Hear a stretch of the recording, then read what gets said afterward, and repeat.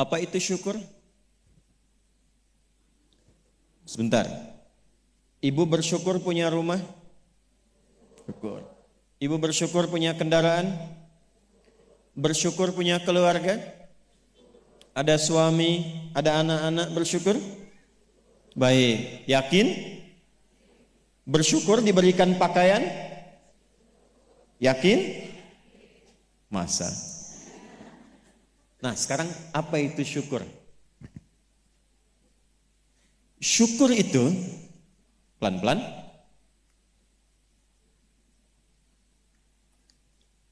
Syukur itu upaya menggunakan semua nikmat yang Allah titipkan, upaya menggunakan semua nikmat yang Allah titipkan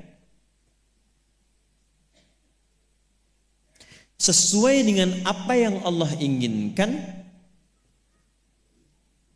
sesuai dengan apa yang Allah inginkan, dalam rangka mendekatkan diri kepada Allah Subhanahu wa taala.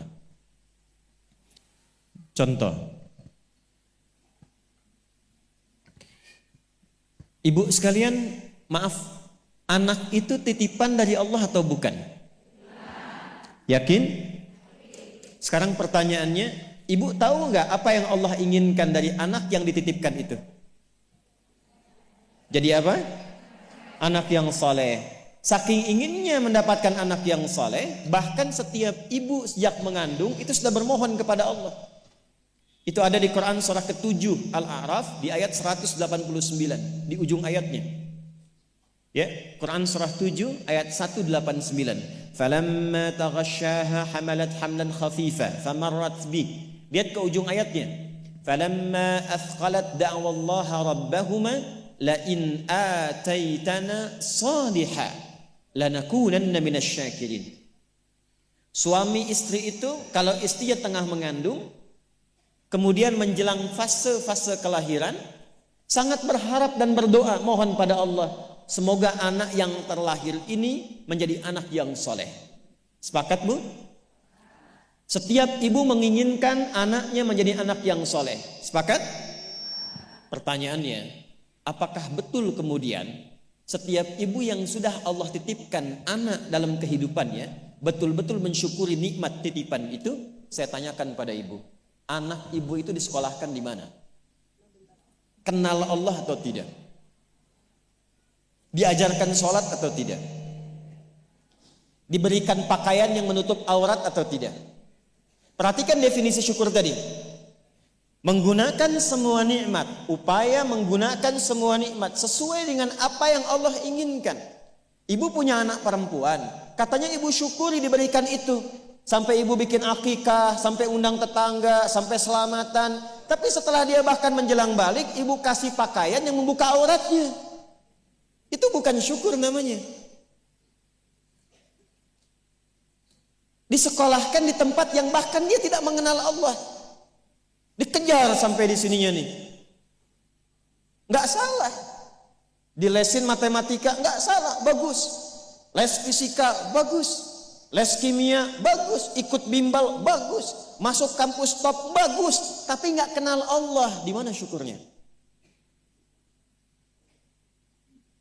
Satu, lihat pakaian yang selama ini Allah berikan kepada ibu sebagai titipan, dan itu akan dihisab. Buka lemari pakaiannya, coba cek ada nggak satu bagian pakaian yang belum pernah dipakai untuk ibadah.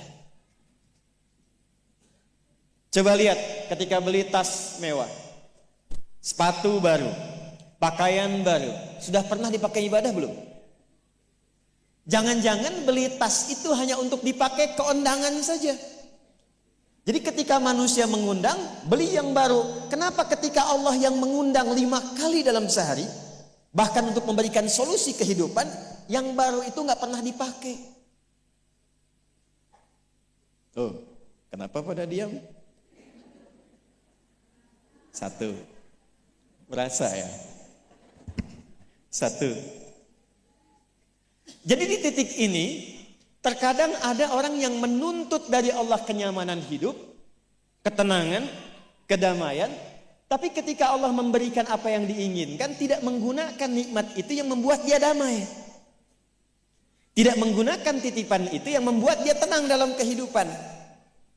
Karena itu saya ingin memulai dengan mengajak kita semua, ayo kita lihat lagi apa saja titipan Allah yang telah dititipkan dalam kehidupan ibu dan bapak yang ada di luar saat ini sampai dengan detik ini.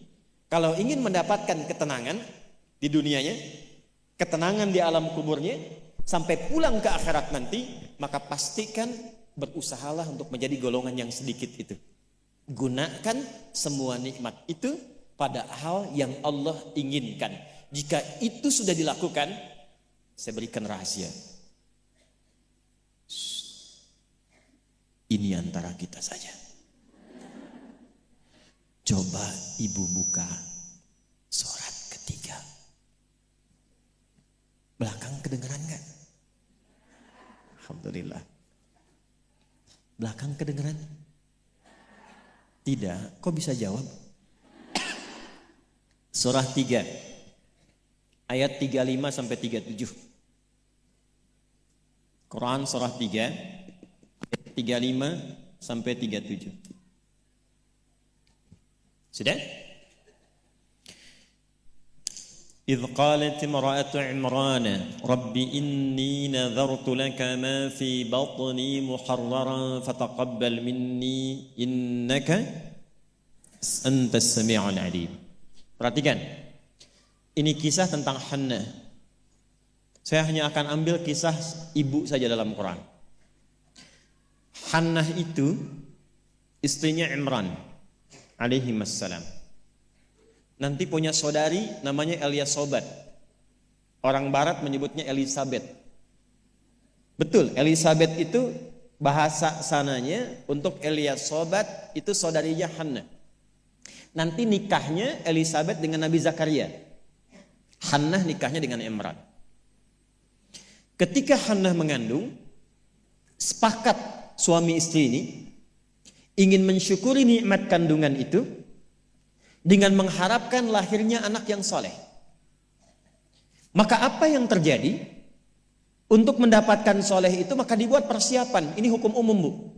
Ibu kalau misalnya ingin memasukkan anaknya ke sekolah tertentu, kan disiapkan dulu ya dari awal. Ya, sekolahnya di mana, yang dibutuhkan apa, sebelum masuk udah siap-siap. Biayanya berapa, perlengkapannya apa, disiapkan jauh sebelum masuk. Begitu kan ya? Maka Hannah dan suaminya sudah menyiapkan. Nanti kalau anak ini terlahir, disiapkan tempat khusus supaya dia betul-betul menjadi anak yang soleh. Namanya mihrab. Mihrab itu tempat yang dikhususkan untuk bisa fokus ibadah, bertakarub kepada Allah saja. Nanti harus ada yang merawat. Yang mengajar, yang merawat itu harus orang yang paling soleh dan pintar di zamannya. Yang ketiga, disupport banyak doa. Dua-duanya sudah kompak. Siapapun yang kalau anak ini lahir masih hidup, entah ayah atau ibunya, teruskan cita-cita yang sudah menjadi komitmen ini. Maka ketika kandungan itu terus membesar dan siap menjelang persalinan, Imran meninggal. Jadi Imran itu meninggal dan Maryam nanti lahir dalam keadaan yatim. Maka lahirlah Maryam. Apakah ketika Maryamnya lahir, ayahnya sudah tidak ada, ibunya berhenti dari cita-cita yang sebelumnya menjadi komitmen? Tidak. Diteruskan itu. Maka ketika terlahir itulah kemudian apa yang sudah disepakati, berikan nama sesuai dengan harapan, isi dengan doa, siapkan tempat yang ingin diarahkan sesuai dengan cita-cita. Maka ayat 36-nya, falamma wada'atha qalat rabbi inni wada'tuha untha wallahu a'lamu bima wada'at wa laysa dzakaru kal untha. Harapannya lahir anak, kalau perempuan dia anak yang salihah, menjaga diri, menjauhkan dari perbuatan yang tercela, mendekat diri kepada Allah. Maka semua makna ini diwakili oleh satu nama, namanya Maryam. Maryam itu perempuan terhormat yang dekat dengan Allah. Kemudian setelah itu apa? Wa inni u'idzuha bika wa dzurriyyataha minasyaitonir rajim. Didoain terus, Bu. Didoakan. Setelah itu apa? Dipilihkan sesuai amanat dan kesepakatan dengan suami, cari orang paling pintar dan paling soleh. Dulu banyak yang berebut. Singkatnya terpilihlah Nabi Zakaria alaihissalam. Setelah itu apa? Buatkan tempat yang mendukung anak ini menjadi soleh dan dekat dengan Allah. Maka dibuatkan mihrab. Apa yang terjadi? Ketika mihrabnya sudah siap, yang mendidiknya sudah siap, doanya mengalir, namanya sesuai dengan harapan, maka orang tua itu tidak sulit lagi untuk merawatnya. Setelah itu Allah yang berkenan memperhatikan sampai tumbuh dewasanya.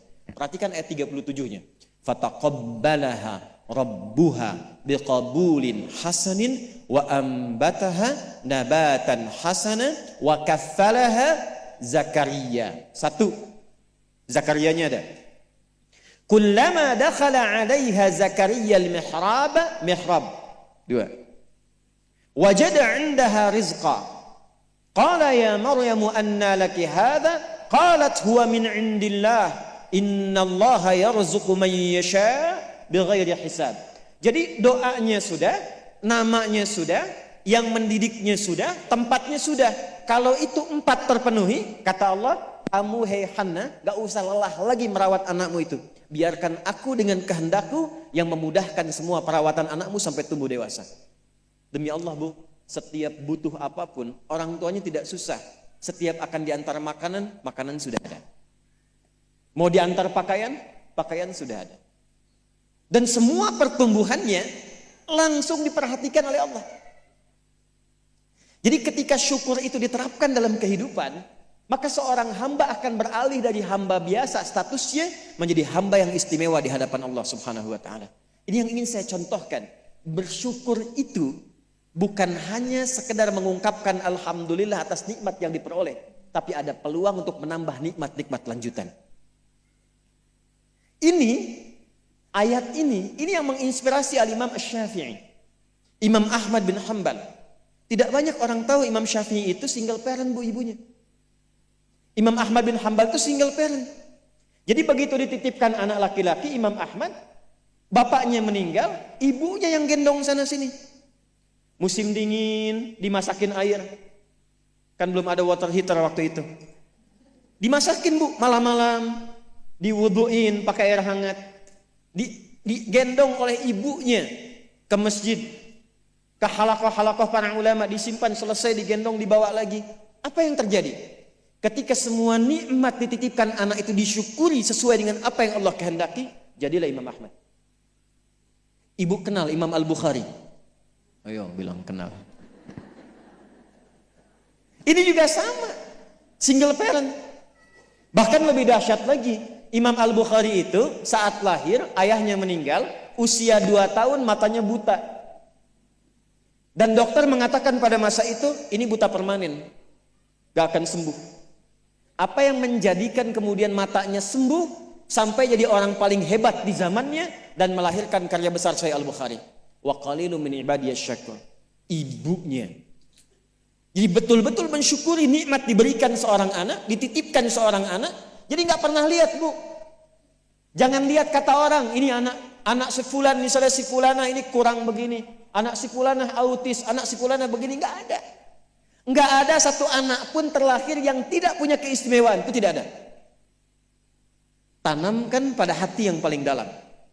Dalam kondisi apapun Allah menitipkan anak pada ibu, itu ada keistimewaan di dalamnya yang menyempurnakan kebahagiaan dalam rumah tangga. Pernah ada seorang ibu sedih karena begitu terlahir anaknya divonis lumpuh otak, cerebral palsy, lumpuh otak. Saya katakan, belum tentu itu jadi kekurangan. Boleh jadi Allah titipkan satu kelebihan di balik anak itu yang belum terbuka sekarang. Coba bacain Quran terus. Dibacakan Quran, bacain Quran. Begitu anak itu mulai bisa bicara, yang keluar Quran. Begitu dicek oleh seorang ustadz, ternyata anak itu sudah hafal Quran 30 juz. 30 juz. Dan barakah anak itu yang kemudian membawa si ibu jadi keliling-keliling.